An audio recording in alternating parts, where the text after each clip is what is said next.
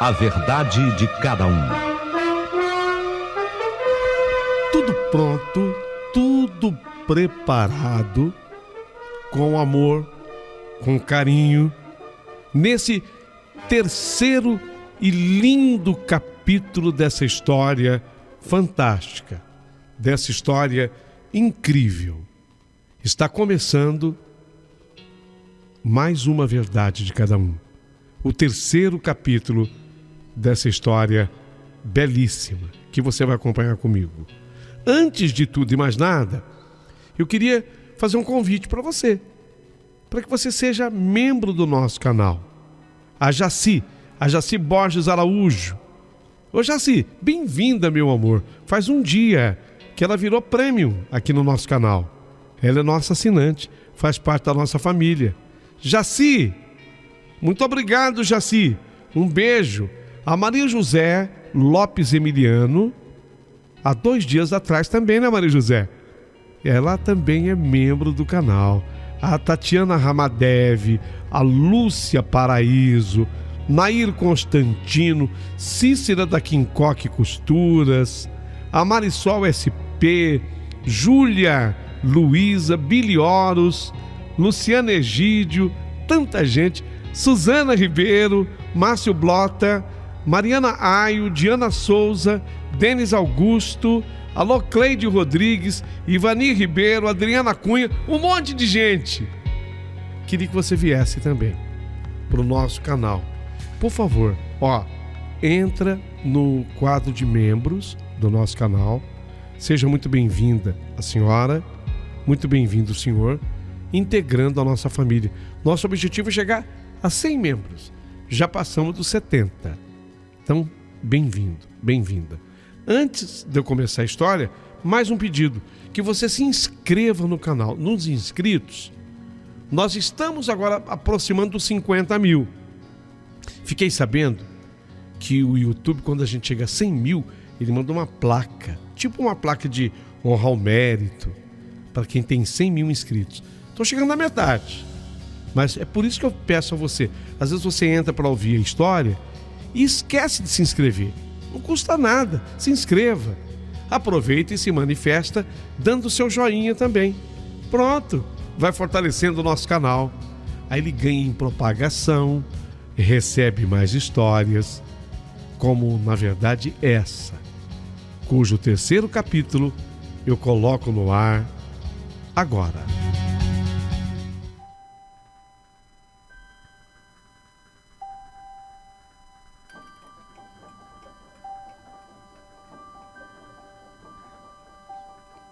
Sim, o senhor Silas, aquele anjo.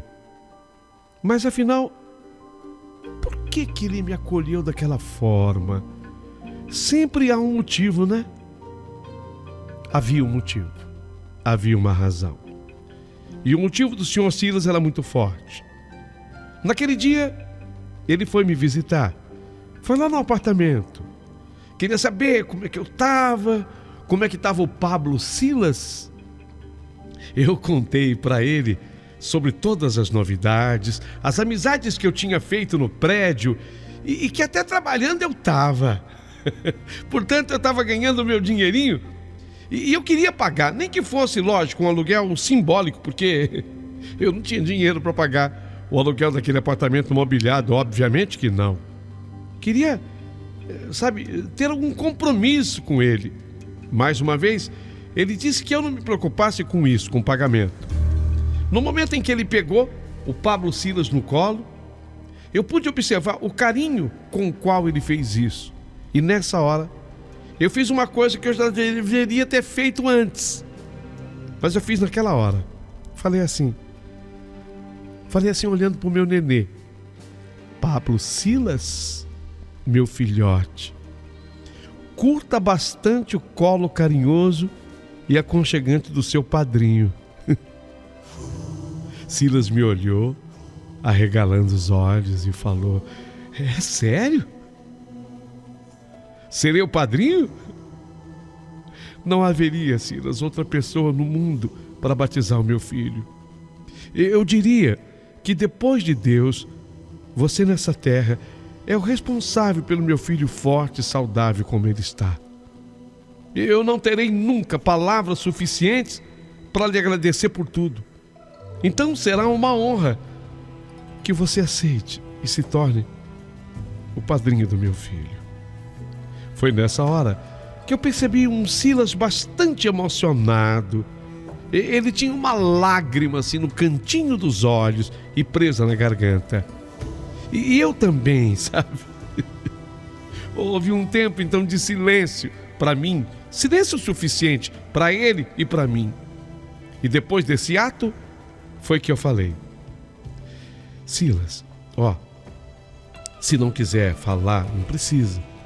Eu compreenderei, lógico. Mas sinceramente, o que levou você a fazer tanto por mim, pelo meu filho, sendo que eu sou uma desconhecida para você?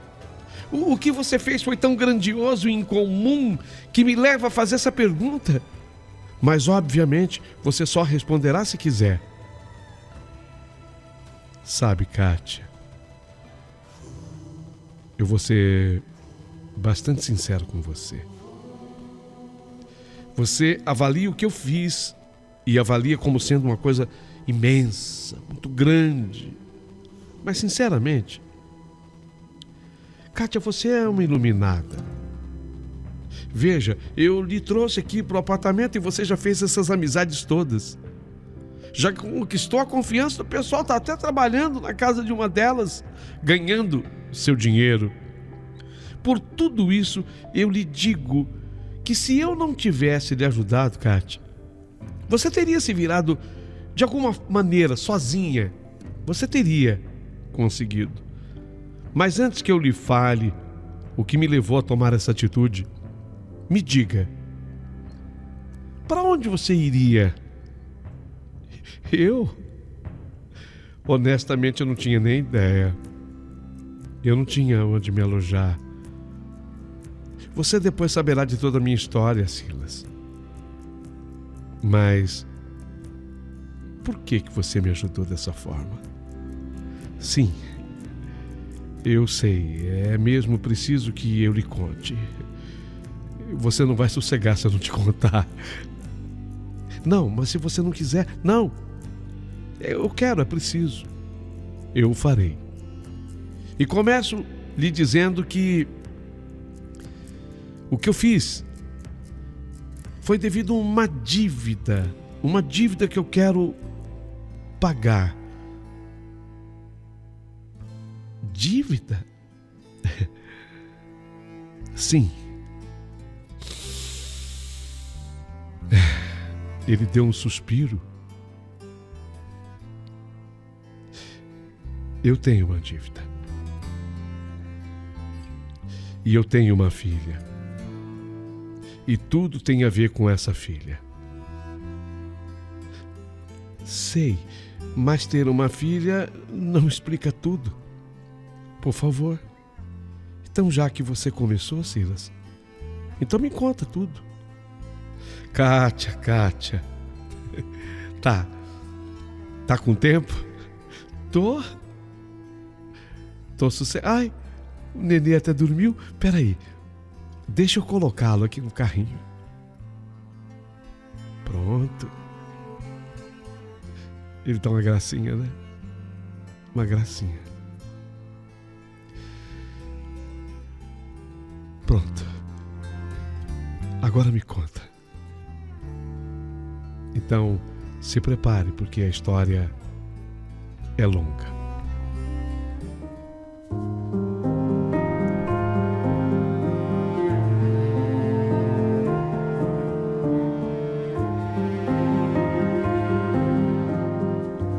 Para que você entenda tudo, Kátia, eu vou começar de quando eu conheci Noêmia. Eu tinha apenas 25 anos. Eu estava participando de uma despedida de solteiro de um amigo. A turma, para fazer uma farra com esse amigo comum que ia se casar, acabou levando esse amigo num prostíbulo. Farra. E foi lá Foi lá que eu vi pela primeira vez a Noêmia. Ela era uma das mulheres daquela casa de pecados. Mas era a mulher mais linda que eu já tinha visto em toda a minha vida. Quando ela me abriu aquele sorriso, fiquei louco. Ela percebeu e, na sequência, piscou para mim. Era um sinal de que ela havia me escolhido. Foi assim que eu me senti, escolhido por ela. A ideia da turma era apenas bagunçar no prostíbulo. Lógico que gastar com bebida, mas não estava no programa de ninguém ficar com mulher nenhuma. Não era isso que a gente tinha combinado. Mas foi impressionante. Eu não soube dizer não a Noêmia. Ela havia me escolhido e eu não resisti. Os amigos que estavam comigo nada entenderam, mas eu deixei a todos eles e eu acabei indo com ela para um dos quartos daquele prostíbulo. Eu não era nenhum expert em mulheres, mas eu já tinha saído com algumas, 25 anos. Mas, sinceramente, eu nunca havia provado tantas delícias num momento como aquele. A verdade foi que ela me levou à loucura. Ela era uma mulher que gostava do ato de amar, se é que você me entende. Ela sabia se entregar, se dedicar a tudo aquilo. E eu me deixei levar. A verdade foi que entre todos os meus amigos, e nós éramos uns 15, eu fui o único que eu saí diferente daquela casa. Diferente de como eu havia entrado. A diferença era justamente a paixão. O meu amigo da despedida de solteira, ele se casou num sábado, para que você tenha uma ideia. E já no domingo, eu voltava ao prostíbulo e desta vez só para revê-la. Eu queria estar com a Noêmia. Ela riu. Quando ela me viu, ela riu. E no seu riso havia um quê de zombaria, tipo, então o garotão aí não aguentou de saudade. Era exatamente o que estava acontecendo comigo. Detalhe, ela era mais velha, 6 anos mais do que eu, mais experiente, né? Era exatamente o que estava acontecendo comigo. Aproveitando que o domingo era um dia de pouco movimento, eu fiquei com ela o tempo todo. Eu acabei dormindo com ela, o que pouca gente faz em prostíbulo. Eu a escolhi para isso. E deixei claro que se dependesse de mim, eu a queria só para mim. Ela não me levou a sério quando eu disse isso, achou que fosse um rompante de um rapaz de 25. Ela tinha 31. Ela achou que aquela loucura passaria, mas que nada, sabe, Kátia? Eu estava tão apaixonado pela Noêmia e eu queria que ela me desse uma chance de provar. Eu queria que ela desse a oportunidade de provar. Ainda assim, ela não me levava a sério. Até que eu fiz aquilo. Aquilo o quê? Aquilo o quê, Silas? Loucura. Eu cheguei para ela e falei assim: Noêmia, eu comprei uma viagem num cruzeiro que vai partir do Porto de Santos. Nós vamos daqui até Miami e de lá partiremos para a Europa, passando por lugares incríveis e fantásticos. 25 dias no mar. Olha, 25 dias no mar. O nome desse cruzeiro, Norwegian Epic. É da Noruega. Eu sei lá como é que eu falo isso. Eu só sei que, na verdade, o cruzeiro que a gente vai fazer mesmo, ele vai sair da Flórida para o Caribe, com aventuras insulares pelo México, Jamaica, Bahamas, antes de seguir rumo ao Nordeste para Bermudas, terminando com uma grande exploração na Ilha da Madeira. Depois a gente passa por Granada na Espanha, Barcelona na Espanha. Vamos Você já imaginou tudo isso? Noêmia, vamos? Meu Deus, isso seria um sonho para mim, Silas. Um sonho é um passo da realidade. Basta você dizer que aceita, que vem comigo. Já comprei tudo. A gente embarca daqui a 18 dias, 25 dias no mar. Topa? Você é louco, Silas. Você acha mesmo que com tanta mulher nesse mundo, Você sabe quem eu sou. Você sabe quem eu sou. Eu sei quem você é. Sei sim, Noêmia. E é por isso que eu tô te convidando. Fala sério, vai. Tô falando. Você seria a melhor companhia para mim. Sabe, Kátia? Eu soube como falar. Eu criei aquele clima de fantasia, do sonho na cabeça de uma linda dama que já não se achava, ela não se achava mais no direito de sonhar. Ela era linda, mas na vida em que estava e levava, ela não se via mais com o direito do sonho. Mas eu a convenci e praticamente eu a arranquei do prostíbulo, da prostituição, para levá-la naquela viagem comigo. E fomos. Mar, 25 dias no mar. Foi maravilhoso. Eu tinha certeza que era mais do que tempo suficiente para convencê-la de que tudo poderia ser diferente na vida dela. Bastava ela largar aquela vida e ficar comigo, viver comigo, casar comigo. A viagem foi espetacular. Eu não tenho dúvida em afirmar que foi a melhor viagem que eu fiz em toda a minha vida, e principalmente pelo resultado. Afinal, eu consegui. Porque quando voltamos do cruzeiro pisando em terra firme, foi firme a decisão dela. Quer dizer, eu acreditava que fosse. Ela abandonou a vida de prostituta e foi viver comigo. E eu estava feliz. Apenas não me sentia totalmente seguro de que aquilo seria para sempre, conforme o meu desejo, mas eu sentia que eu precisava aproveitar ao máximo. Eu tinha que curtir, dia após dia, mais e mais. A Noêmia foi se tornando a mulher da minha vida. Logo depois, foi logo no comecinho, ela engravidou. Logo no comecinho.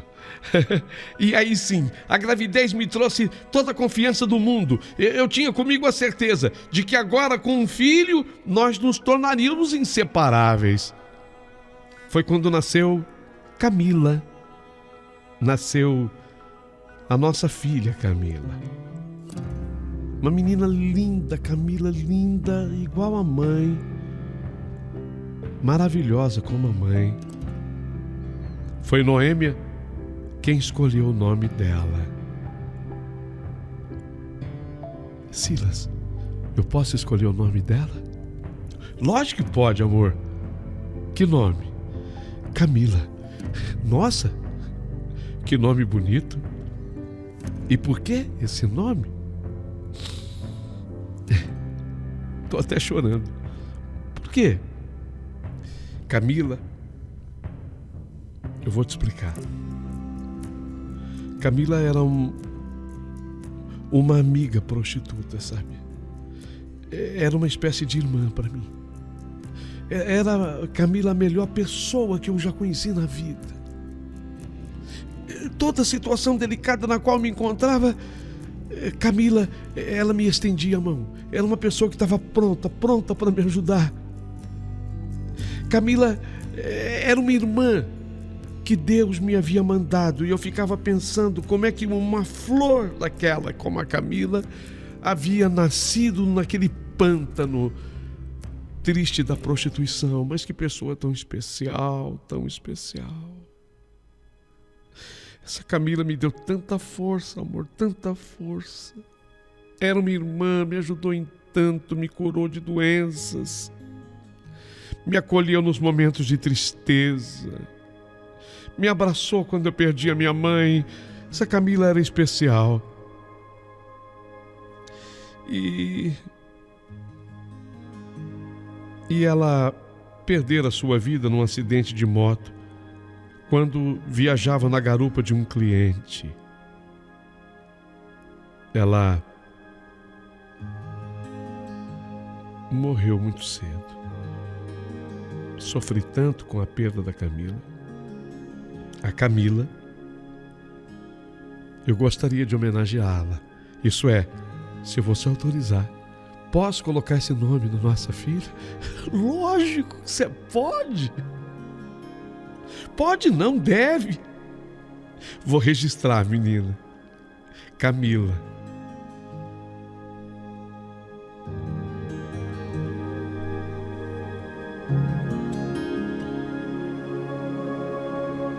Sabe, Kátia, como nasceu uma menina ao invés de um menino, eu me enchi mais de confiança ainda, porque uma filha une mais, né? Você não acha? Uma menina sempre une mais. Tudo me fazia mais confiante. Mas eu estava enganado. A minha felicidade durou, após o nascimento da Camila, mais 5 anos aos trancos e barrancos. Foi logo depois do 5º aniversário de Camila, Noêmia, que já vinha dando mostras do que iria fazer, ela fez. Noêmia, depois que Camila completou 5 aninhos, teve uma recaída seríssima. E ela não mentia para mim. Não, Noêmia, ela não mentia para mim. Não, ela nunca me enganou, não. Ela estava me deixando. Ela estava preferindo voltar para aquela vida que ela tinha antes. Mas eu soube que havia um componente terrível nisso tudo. Não era apenas o vício da vida errada, era também o vício das drogas. Eu insisti, eu lutei, eu não queria perdê-la por nada. Fica! Fui buscá-la. Quando eu soube que ela tinha voltado para a mesma casa de antes, eu fui buscá-la. Mas fui totalmente derrotado pelos vícios da Noêmia. Pelo menos, ela teve a consciência de deixar Camila comigo. Foi assim, Kátia, que eu perdi a mulher da minha vida. E como uma espécie de prêmio de consolação, eu fiquei com a menina. Perdi a Noêmia, fiquei com a Camila. Mas a verdade é que a minha imaturidade da época não me permitiu que eu desse o valor que a minha filha precisava, sabe? A Camila, minha filha, merecia. E foi por isso que eu passei a me dedicar com todo o empenho ao meu trabalho, Kátia. Eu sempre fui um excelente negociador de carros, um especialista na arte de comprar o mais barato possível e vender pelo melhor preço de mercado. Até como uma espécie de fuga por aquela frustração do amor não correspondido, eu me viciei em trabalho. Trabalho e em ganhar dinheiro. Camila, minha filha, eu deixava aos cuidados da dona Teresa, uma senhora da minha confiança que eu havia contratado para trabalhar em casa. E também para cuidar dela, Camila. De vez em quando, a Noêmia vinha até a minha casa para visitar a filha. Mas ela era assim, tão consciente de quem era. E eu não estou querendo diminuí-la. Eu jamais iria diminuir a Noêmia. Mas ela se cobrava isso. Ela nem chegava a entrar na minha casa. A Noêmia vinha e lá na parte externa, a dona Teresa insistia: entra! Não, estou com pressa. Não era. Ela não entrava. Talvez medo de ser presa por mim. E já passou pela minha cabeça essa ideia. Não que eu proibisse ela de entrar, pelo contrário. Mas ela era cheia de manias e de vontades. E ela vivia dizer que não se sentia digna de entrar na casa. Noêmia era uma espécie de pessoa muito complicada e difícil de se entender. ela visitava a nossa menina, visitava a nossa filha. A menina ainda era um elo, sabe, de ligação entre mim e a Noêmia. Portanto, a filha funcionava tecnicamente para mim como uma esperança de um dia, quem sabe, ter a mãe de volta. Até que aquilo aconteceu. Quando a Camila tinha 14 anos... Ai, Kátia. Que foi, Silas? Se não quiser contar, não precisa.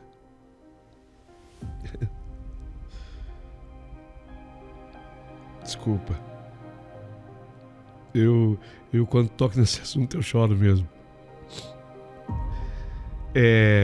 Então, quando a Camila, minha filha, completou 14 anos, chegou a notícia que no fundo, eu tanto temia. Noêmia tinha morrido. Era uma mistura bombástica usada por ela. Esse trio mata qualquer um. Cigarro, álcool, droga. Tudo é droga, né? Mas a gente faz essas diferenciações, esse trio mortal. Cigarro, álcool, droga. O coração recente, a pressão arterial bate lá em cima. Um derrame cerebral levou a Noêmia cedo. Ela tinha apenas 47 anos quando morreu. Foi um choque a morte dela para mim. No fundo, como eu dissera, eu alimentava a esperança de que ela fosse se arrepender e voltar para casa. É evidente que a morte dela não foi um choque só para mim. Camila também se ressentiu muito. Tinha apenas 14 anos. E foi uma fase muito delicada na vida dela. Ficou órfã de mãe e não tinha um pai presente. Porque eu vivia trabalhando. Eu chegava a trabalhar 14 horas num dia. Eu entrava na minha loja de carros, de comercialização de automóveis. Eu entrava na loja 8 da manhã, às vezes eu saí de lá à meia-noite. Exagero mesmo. Então a minha filha era órfã de mãe e não tinha um pai presente. E conforme ele disse, eu mergulhava de cabeça no trabalho e na arte de ganhar dinheiro. Eu tinha esse vício. Como eu não tinha nada de concreto comigo, eu achava que o dinheiro era concreto e com ele, dinheiro, eu podia comprar tudo. Ledo engano. Vi a minha filha se enveredando por um caminho errado, mas eu não me via com forças para tirá-la daquele labirinto. E eu levei, foi um susto,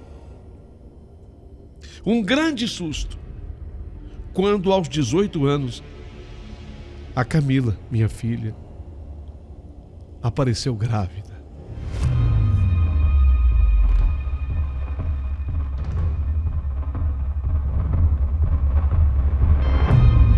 Nossa,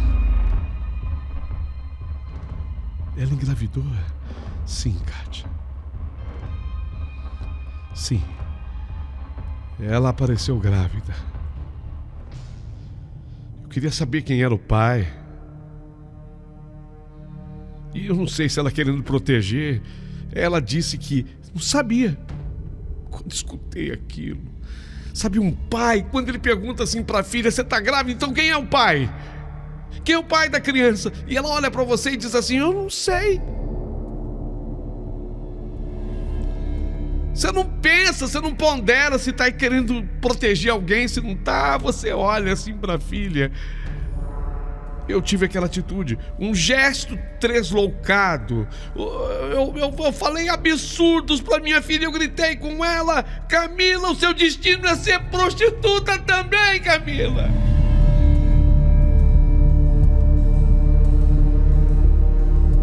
Eu não me surpreendo, não. Filha de quem você era, Camila? Você só poderia ser...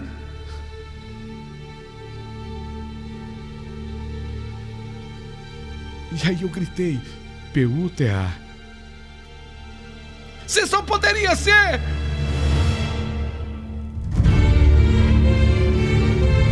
igual a sua mãe. Aliás, Camila, era o seu destino. A sua mãe foi quem escolheu esse nome pra você. E esse nome também era de uma puta. Era o seu destino.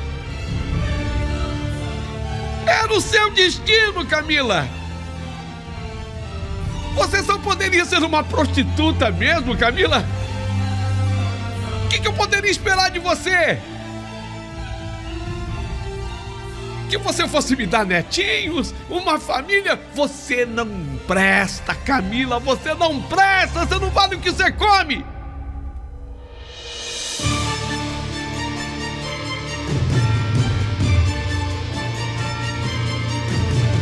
Eu sou, no fundo, culpado de tudo, Camila. Mas pra mim é simples. Fiquei sem sua mãe? Fiquei sem sua mãe. Pois eu vou ficar sem você também.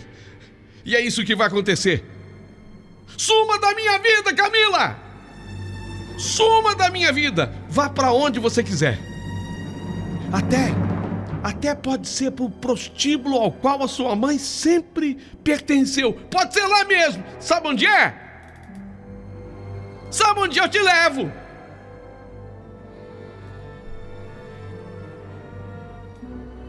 Lá você vai encontrar sua turma.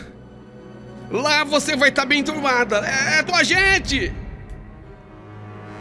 Vai ser puta. Mas aqui nessa casa eu não te quero nunca mais. Suma da minha frente, Camila!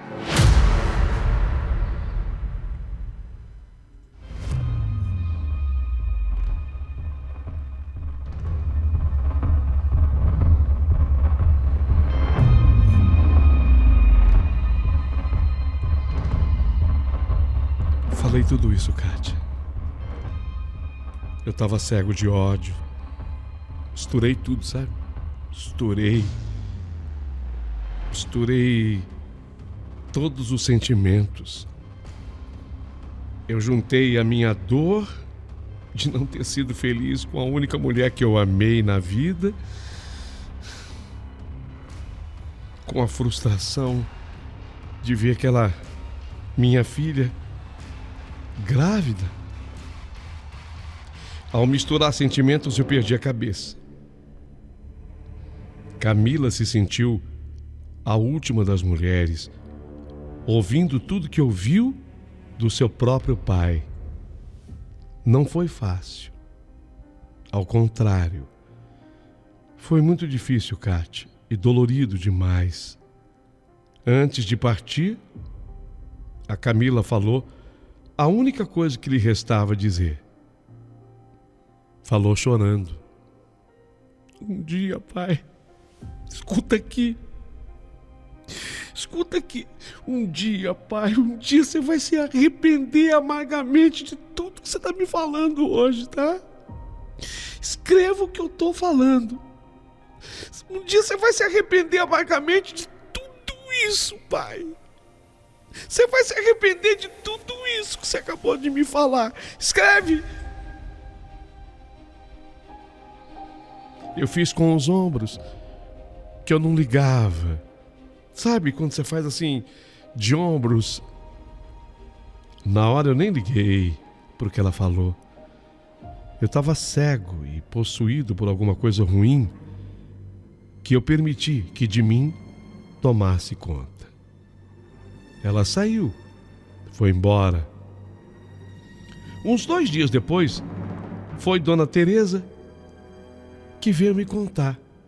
A mulher que trabalhava em casa, Dona Teresa, que Camila estava revoltada e que nem no Brasil ela estava mais.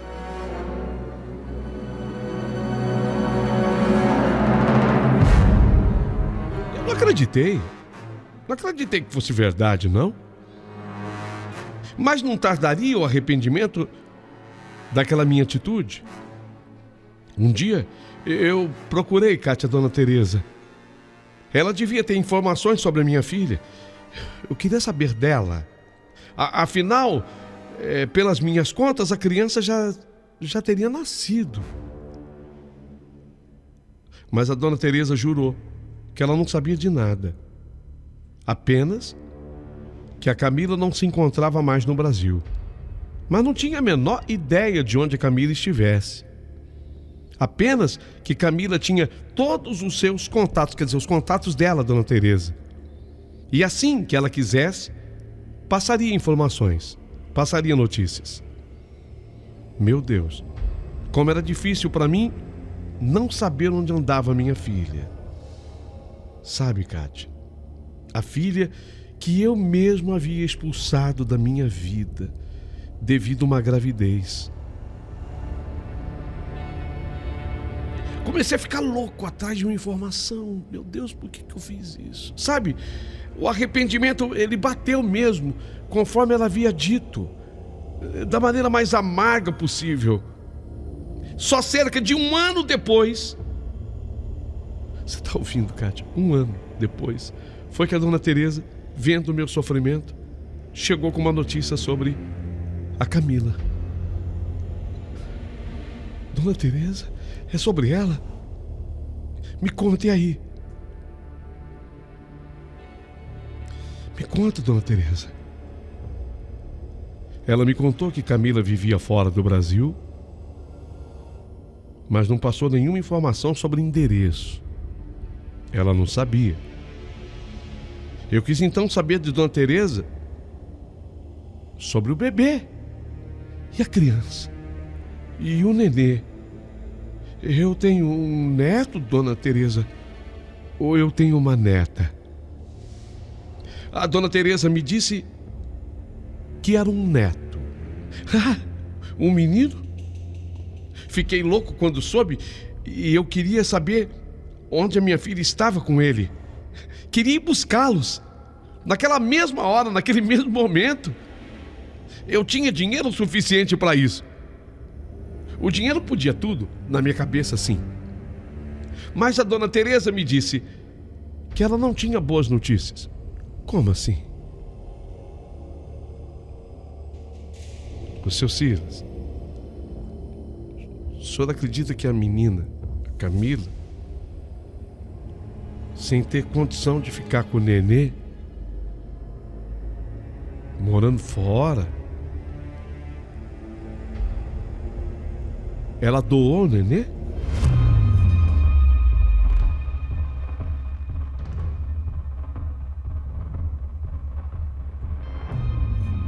O que você está falando, Teresa? Ela deu. Ela deu a criança. Não é possível. É mentira essa informação. Foi o que ela me falou. Quando eu ouvi aquilo, Kátia, eu fiquei louco. Eu falei meio que gritando com a dona Teresa. Como é, dona Teresa? Ela deu? Ela doou o próprio filho? Ela doou meu neto? Sim, seu Silas. Disse que o fez porque não tinha outra alternativa. Não tinha o que fazer. Louco, completamente louco, eu comecei a gritar que eu queria o meu neto, que dona Teresa desmentisse o que havia acabado de me falar, mas ela não podia desmentir. Sustentava que era isso que ela tinha ouvido da Camila. E eu fiquei com todo o peso de consciência. Não era possível que aquilo estivesse me acontecendo. O que me doía mais era saber que eu era o responsável por tudo. Você entende, Kátia? Eu era o responsável por tudo, você entende? A dona Teresa, vendo o estado em que eu fiquei, esperou um novo contato dela para poder falar comigo de novo. Foi quando a Camila, minha filha mesmo, escreveu uma carta. Ela escreveu para o senhor, Sr. Silas? Escreveu. E o que ela falava na carta? Que ela havia tido um menino lindo e que o menino era muito parecido comigo. Que o menino era muito parecido comigo, mas que por falta de recursos ela não teve a menor condição de ficar com ele. Ela havia doado o menino por uma médica do hospital onde ela fora atendida. Isso para mim era uma facada direto no meu coração. Meu neto havia sido doado. Que tivesse ficado com o nome que minha filha dizia ter escolhido, Gustavo. Se ele tivesse ficado com o nome que a minha filha escolheu, seria Gustavo o nome dele. Justo um nome que eu sempre achei muito lindo. Eu ficava imaginando como seria meu neto crescendo longe de todos e na companhia de gente estranha, uma outra família. Eu não me conformava. Eu fechava os olhos e via essa cena passando na minha frente. Gustavo chorando, mas longe da gente, com outras pessoas. Sem conhecer a própria mãe, o avô dele. Meu Deus, isso tudo era terrível, Kátia. E aquelas palavras ditas pela minha filha já se confirmavam. Eu já estava amargamente arrependido. Passei a viver essa tortura. Longe de Camila, minha filha, e longe desse neto, que eu acho que nem nunca... Isso é o que mais me maltrata, Kátia. Longe desse neto que eu acho que nem nunca eu terei a chance de conhecer. E tudo por tão minha culpa, Kátia. Percebe o tamanho da dívida que eu trago comigo, Kátia, você entende? Então, Kátia, corrija-se. Não vá pensando que eu sou tão bom. Não vá pensando que eu sou tão perfeito. Não vá pensando que eu sou um anjo, que eu sou um santo, porque eu não sou. Muito longe disso. Muito longe disso, Kátia. Eu não sou o que você está pensando que eu seja. Mas sabe, seu Silas, eu, em verdade, pouco conheço você, mas pelo que eu conheço, seu Silas, eu estou certa de que tudo o que você precisa hoje é do perdão da sua filha. E, sinceramente, eu não acredito que sua filha não seja capaz de perdoá-lo. Ela vai te compreender. E como o senhor está dizendo que ela mora fora do país, será? Será que essa doação é definitiva? Não sei, Kátia. Não sei. Eu só sei que quando eu te vi no banco em frente aqui do hospital se contorcendo de dor, eu estava passando. Eu vou te dizer uma coisa que eu não te disse ainda, mas quando eu te olhei, eu vi a minha filha. Eu vi a Camila. Sabe, e dentro de mim foi como que se uma voz dissesse: vai socorrer. Aquela dívida que eu tinha, a minha filha que sumiu, a minha filha que está desaparecida, a minha filha da qual eu mesmo não tenho notícia, a minha filha que teve um filho que doou, o meu neto. E eu tendo todos os recursos, quando eu te vi, aquela voz dentro de mim gritava: vai socorrer, Silas. Foi que eu corri pro teu lado. ainda duvidando daquela voz dentro de mim pedindo que eu te socorresse. Duvidando no sentido de perguntar a mim mesmo: mas será que ela quer ajuda? Será que ela precisa de ajuda? E quando eu me aproximei de você, foi que eu vi a situação na qual você se encontrava. E eu fiz. Eu fiz o que fiz. Não foi por bondade, foi por dívida. Não fala assim, Silas, não fala assim, porque você está diminuindo a tua caridade. E o que você fez por mim foi bondade, é lógico que foi. Calma, não se precipite mais em julgamentos dos seus próprios atos. Eu entendo que tudo foi bondade e sinto em mim que Deus vai te compensar por isso, Silas. Deus vai te compensar por tudo isso, Silas.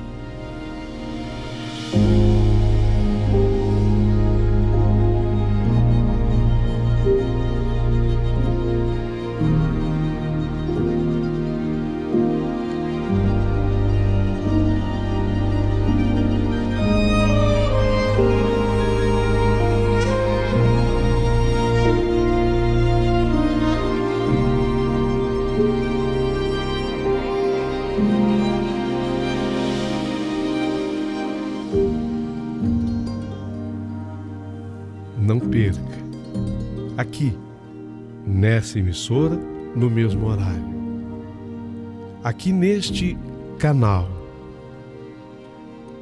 o quarto capítulo dessa história linda, linda, linda.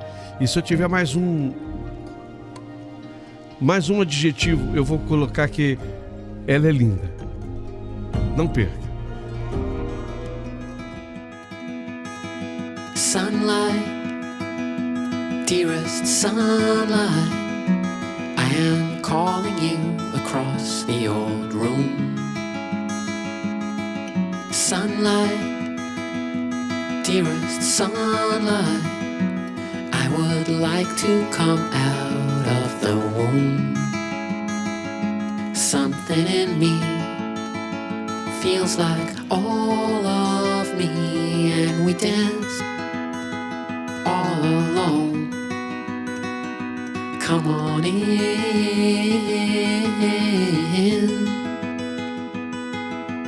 open my heart to this world. Open my heart